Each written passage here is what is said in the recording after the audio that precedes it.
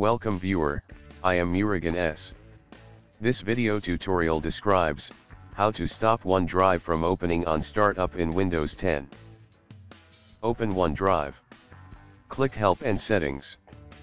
Click Settings. Click Settings. Uncheck Start OneDrive automatically when I sign in to Windows. Click OK. Second method is click Start, Settings. Click Apps. Click Startup. Turn off Microsoft OneDrive.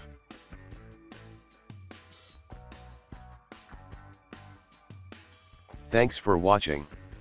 I hope this video tutorial helps to solve the problem. Please like, share and don't forget to subscribe my channel. See you next video.